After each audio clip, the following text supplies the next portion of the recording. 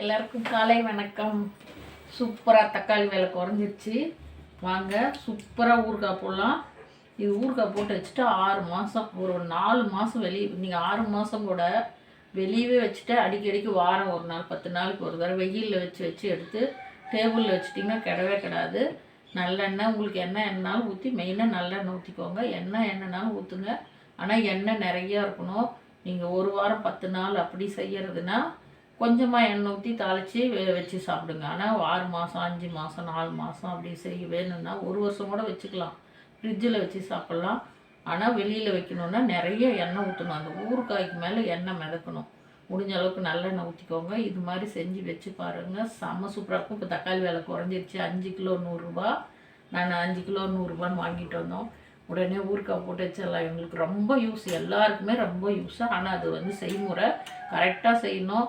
ஐயோ கெட்டுருச்சு, புளிச்சிருச்சு, நல்லா இல்லை, டேஸ்ட்டு கம்மியாக இருக்குது அப்படியெல்லாம் நினைக்காதுங்க. நான் செய்கிற மாதிரி செஞ்சு பாருங்கள், செம்ம டேஸ்ட்டாக இருக்கும்.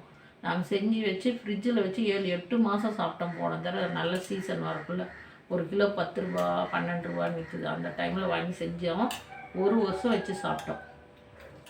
அது எப்படி செய்யணும் பாருங்கள். தண்ணியில் ஒரு 5 நிமிஷம் முன்னே போட்டுட்டேன். அந்த அழுக்கெல்லாம் போகணும். இப்போது நம்ம தண்ணியில் கழுவி நல்லா கழுவி எடுத்து வச்சுக்கணும். ஒரு தக்காளி கூட அழுத்தக்கூடாது, கொலன்னு இருக்கக்கூடாது, கொஞ்சம் கூட வெடிச்சிருக்கக்கூடாது. கட்டாயம் ஊறுகாய் கெட்டு போயிடும். தக்காளி தெளிவாக இருக்கணும் பாருங்கள். இந்த மாதிரி எந்த ஒரு இது இல்லாத இருக்கணும். நான் அதுவே பாருங்கள் 5 கிலோவில் இப்போ பொறுக்கி எடுத்துகிட்டு வந்திருக்கேன். ஒரு 1 கிலோ 1.5 கிலோ இருக்கும்னு நினைக்கிறேன்.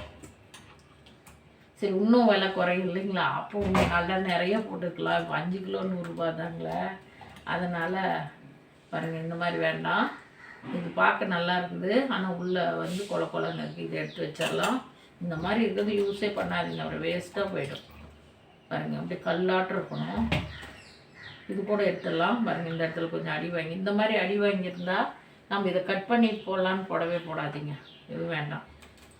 அதுக்கு பதிலாக கூட 2 தக்காளி எடுத்துக்கலாம். நல்லா கழுவிடுங்க. கழுவிட்டு தண்ணி வடிகட்டிடுங்க. தண்ணி ஈரப்பதமே கொஞ்சம் கூட இருக்கக்கூடாது. இதுக்கு மெயின் ஃபஸ்ட்டு பாயிண்ட்டு ஈரப்பதம் இருக்கக்கூடாது. கொஞ்சம் கூட ஈரப்பதம் இருக்கக்கூடாது.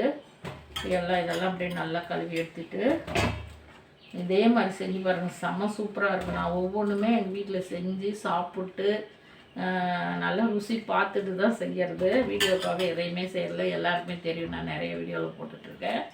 இப்போது கொஞ்சம் விலை குறைஞ்சிருக்கு. சரி, கொஞ்சம் ஊறுகாய் காலி ஆகிடுச்சு. இது செஞ்சு வச்சா எங்கள் பாப்பாவுக்கு எங்களுக்கு நல்ல யூஸுங்க. இது பாருங்கள், இப்போ தண்ணி வடிகட்டிட்டோமா, இந்த மாதிரி ஒரு ஒயிட்டில் ஒருத்தோ கலர் துணியோ ஏதோ ஒன்று சுத்தமாக இருக்கிறது இப்படி எடுத்துக்கோங்க. எடுத்துட்டு இப்படி நல்ல இந்த கை ஈராக இருக்கக்கூடாது, கொஞ்சம் கூட.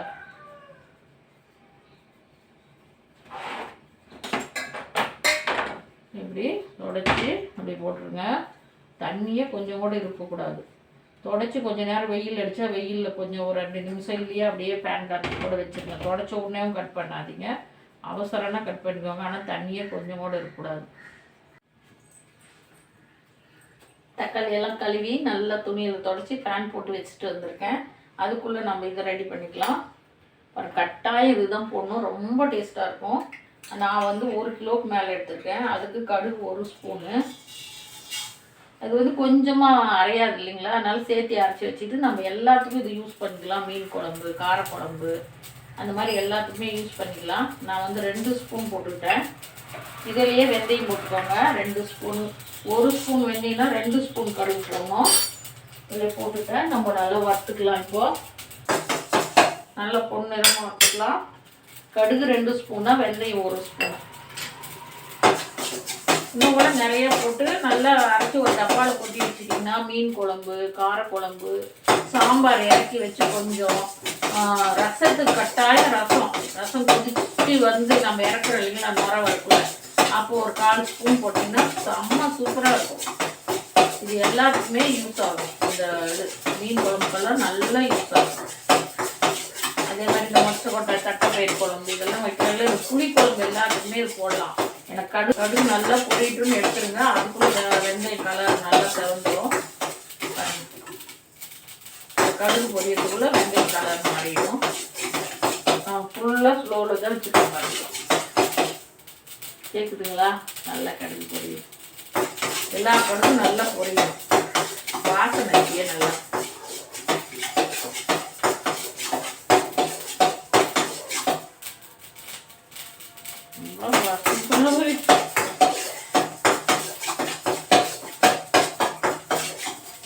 இப்போ தக்காளி ரொம்ப விலை கம்மியாக இருக்குது. உடனே போய் வாங்கி இது மாதிரி செய்யுங்க. 1 கிலோவாக செய்யுங்க. குழந்தைங்களுக்கெல்லாம் ரொம்ப யூஸு. காலையில் வேலைக்கு போகிறவங்களுக்கெல்லாம் ரொம்ப ரொம்ப யூஸ். கட்டாயம் இது வேலைக்கு போகிறவங்க, வயசானவங்க, காலையில் டிஃபன் எல்லாத்துக்குமே யூஸ் பண்ணலாம். மத்தியானம் சாப்பாட்டுக்கு, சாதத்துக்கு, இட்லி, தோசை. வேலைக்கு போயிட்டு டயர்டாக வராங்க, என்ன பண்ணுறது, குக்கரில் ஒரு சாப்பாடு வச்சுட்டு இந்த மாதிரி செய்யலாம். இட்லி ஊற்றி வச்சு இட்லி தோசைலாம் அருமையாக இருக்குது. இந்த ஊறுகாய் எல்லாத்துக்குமே தான் சொல்கிறேங்களே.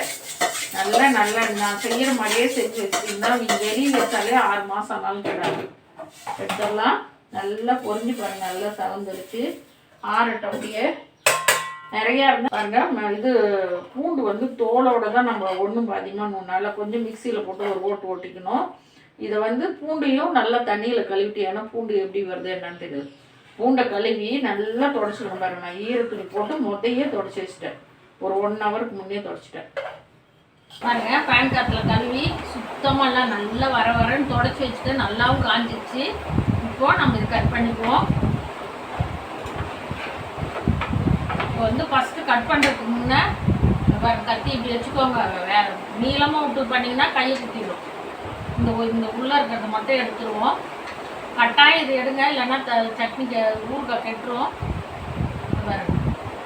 இது மாதிரி எடுத்துருந்தோம். எல்லாத்தையுமே இது மாதிரி எடுத்துருங்க. அது இருந்தால் ஊறுகாய் கெட்டுரும். ஆனால் கத்தி நீளமாக விட்டு இப்படி வச்சு இப்படி சொன்னீங்கன்னா இதில் போய் ஏறிடும். நிறையா பேர் அந்த தப்பு பண்ணுறாங்க. எனக்கு ட்ரெயினில் ஒரு பழம் விற்கிறம்மா இந்த பழத்தை கட் பண்ணி கொடுத்தாங்க. அப்போ கேட்டேன், இவ்வளோ சீக்கிரம் கட் பண்ணலாம் பாருக்கன்னு. இப்படி பிடிச்சிக்கணும், இந்த இதுக்கு மேலே போச்சுன்னா நம்ம கை தடுத்துரும்ல, அதுக்காக அது நான் எனக்கு சொல்லி கொடுத்த இதை மற்றவங்களுக்கும் நான் இப்போ இது வீடியோ பார்க்குறவங்களாம் தெரிஞ்சுக்கோங்க.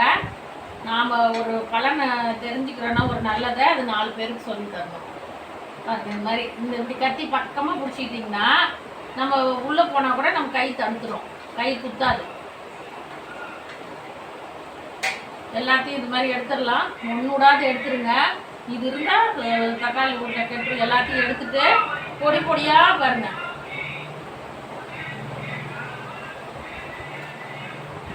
நம்ம வதக்கிறது தானே, ரொம்ப பொடியாகவும் வேணாம். நமக்கு சீக்கிரம் வேலை முடியணுன்னா நல்லா பொடி பொடியாக கட் பண்ணிக்கோங்க. இந்த நீளமாக இருக்கிறதுலேயே சன்னமாக கட் பண்ணிக்கோங்க. ரொம்ப பயனுள்ள வீடியோ. கட்டாயம் இப்போ தக்காளி விலை குறைஞ்சிருக்கு பாருங்க. நம்ம கம்பெனியில் வேலை செய்கிற பிள்ளைங்களாம் நிறைய வெளியூர்லேருந்து வந்து வேலை செய்யுது. நைட் டியூட்டி, பகல் டியூட்டின்னு பார்க்குதுங்க. பசங்களும் அதே மாதிரி தான். இது செய்ய தெரிஞ்சாலும் செய்ய அவங்களுக்கு டைம் இருக்கிறது இல்லை. அதனால் இது மாதிரி தக்காளி சட்னி நீங்கள் ஊருக்கெல்லாம் போனாலோ நீங்கள் செஞ்சு வச்சுட்டாலும் சரி, ஊருக்கு போனால் அம்மா உங்களை செஞ்சு பேச்சுலர் பசங்கள்லாம் கேட்டு வாங்கிட்டு வந்துடுங்க. இது மாதிரி வச்சுட்டிங்கன்னா உங்களுக்கு வந்து வெயிலில் வச்சுக்கோங்க. ஏன்னா எல்லாம் பேச்சுலர் பிள்ளைங்கிட்டலாம் ஃப்ரிட்ஜ் இருக்காது. வாரம் ஒரு நாள் ஞாயிற்றுக்கிழமைனா அந்த மூடி திறந்து வெயிலில் வச்சு தண்ணி படாத வச்சு எடுத்து வச்சுக்கோங்க. வாரம் சூப்பராக இருக்கும். ஒரு 4-5 மாதம் அப்படியே இருக்கும். நல்லா போட்டு நல்லெண்ணெய் ஊற்றி, இதுலேயே நிறைய எண்ணெய் இருக்குது. இட்லி, தோசை, சப்பாத்தி, பூரி, சாதத்துக்கு மெயினாக சூப்பராக இருக்கும். வாங்க எல்லாத்தையுமே இது மாதிரி எடுத்துகிட்டு கட் பண்ணி வச்சுக்கலாம். இந்த மாதிரி இந்த சேனல் பார்க்குறவங்க லைக் பண்ணுங்கள், கமெண்ட் பண்ணுங்கள். இந்த சட்னி ஊறுகாய் சட்னி எப்படி இருக்குது நீங்களும் செஞ்சு பார்த்துட்டு எனக்கு ஒரு கமெண்ட் பண்ணுங்கள். கட்டாயம் சூப்பராக இருக்கும். நான் நிறையா தடவை செஞ்சு வச்சு சாப்பிட்றோம். அதனால தான் இப்போ விலை குறையட்டும்னு பார்த்துட்டு இருந்தேன். கொஞ்சம் குறைஞ்சிருக்கு. 5 கிலோ 100 ரூபா. நான் பாபா கோயிலில் வாங்கிட்டு வந்தோம். நைட்டில் கஷ்டமாக இருந்தது, வெளியில் போயிட்டு வந்தோம். ஏதாவது நிறையா வேலைன்னா தோசை ஊற்றி பிள்ளைங்களுக்கு ஒவ்வொரு இது.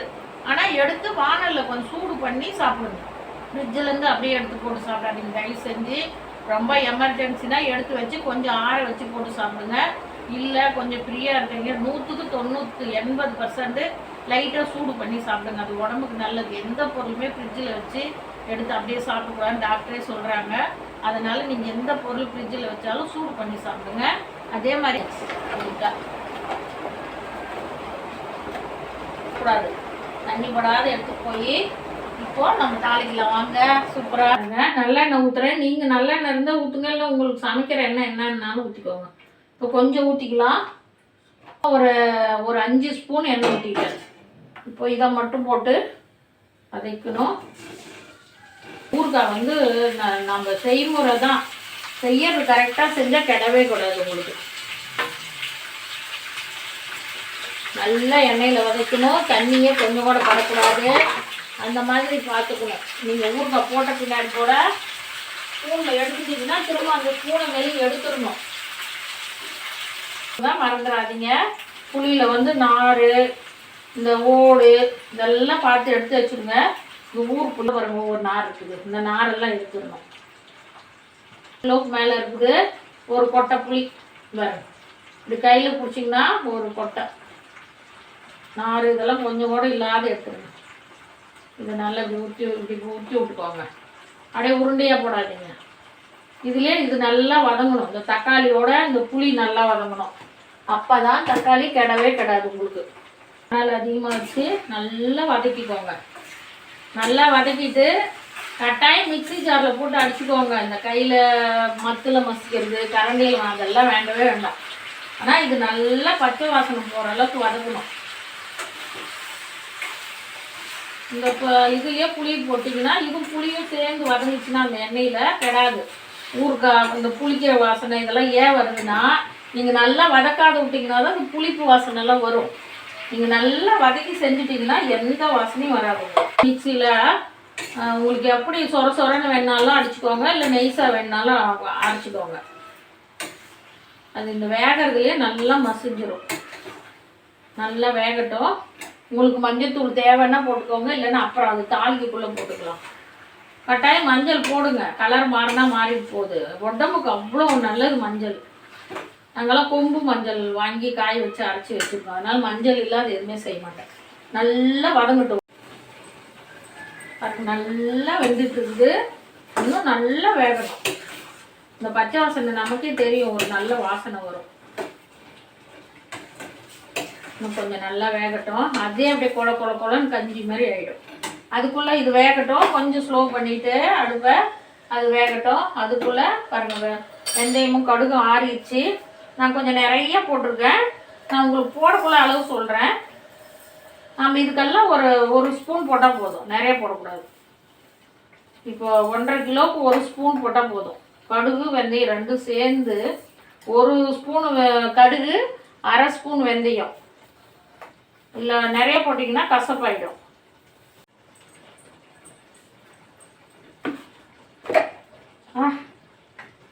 நான் வாசனை செம்ம வாசனை பாருங்க. நல்லா அரைச்சிட்டு வந்தாச்சு, நல்ல நெய்ஸாக. இதை வந்து கொஞ்சம் ஆற வச்சு நம்ம ஏதாவது ஒரு டப்பாவோட பாட்டிலில் போட்டு வச்சுக்கலாம். இதுக்கு ஒரு 1.5 கிலோ தக்காளிக்கு ஒரு 1/2 ஸ்பூன் போடுங்க போதும். இந்த பூண்டை நம்ம மிக்சியில் ஒன்றும் பாதியமாக அரைச்சிக்கணும். நெய்ஸாக அரைக்கூடாது, தோலோட அரைச்சிட்டு வந்துடலாம். அதுவும் ரெடி பண்ணிக்கலாம். இப்போ இந்த நல்லா வெந்துச்சு பாருங்கள். இதுதான் கரெக்டாக வெந்து பச்சை வாசனை எல்லாம் போடுறதுக்கு அடையாளம். அப்படியே கொல கொல கொலன்னு ஆயிடுச்சு. தண்ணி ஒரு சொட்டு கூட தயவு செஞ்சு ஊற்றிடாதீங்க. அப்புறம் வீடியோ பார்த்து செஞ்சோம் கெட்டுருச்சின்னு குறை வரக்கூடாது. தண்ணிங்கிறதே இந்த பக்கம் எட்டி பார்க்கக்கூடாது. ஊறுக்காய் பக்கம் தண்ணியே எட்டி பார்க்க விட்டுறாதீங்க. கண்ணில் கூட காமிச்சிடாதீங்க. 2 ஸ்பூன் போட்டுக்கோங்க. அப்புறம் பத்தலைன்னா கூட போட்டுக்கலாம். நிறைய போட்டால் வேஸ்ட்டாக போயிடும். 2 ஸ்பூனு தலை தட்டி நிறைய நல்லா செவந்துச்சு பாருங்க. சூப்பராக பூண்டு அப்படியே வாசனை. அட்டா பிரதோஷமே சனிக்கிழமையே பெருமாளப்பா அம்மா வாசனை. பிரியாணி தாள் சிவசிவா சிவசிவா பாருங்க. நல்லா செவந்துச்சு, செம்ம வாசனை.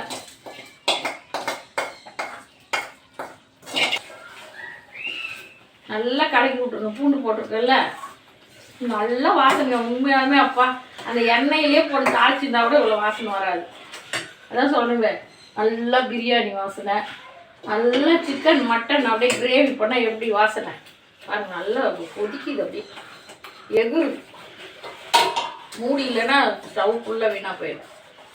நல்லா பூண்டு போட்டுட்டேன். ரொம்ப ஸ்லோவாக வச்சுருக்கேன், அப்பயும் அப்படியே எகுருது பாருங்க. நல்ல எண்ணெய் ஒரு 1/4 லிட்டர் பக்கமாகவே எண்ணெய் ஊற்றியாச்சு. 150 எண்ணெய்க்கு மேலே ஊற்றியாச்சு. 100 எண்ணெய் ஊற்றிட்டேன். பூண்டு வதக்கிறதுக்கு ஒரு 50 எண்ணெய் ஊற்றுனேன். 200 எண்ணெயை ஊற்றிருப்பேன்.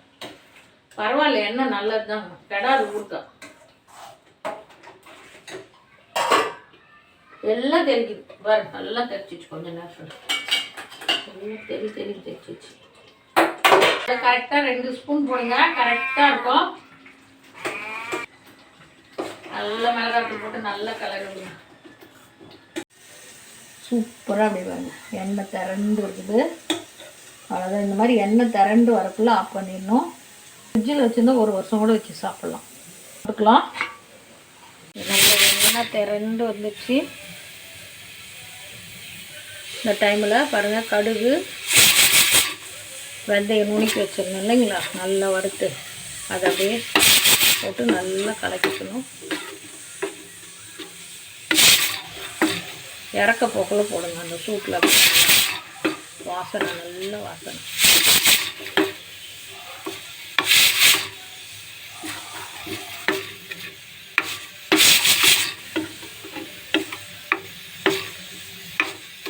கிளறி நல்லா ஆறுக்கணும், பாட்டிலில் போட்டு வச்சுக்கலாம்.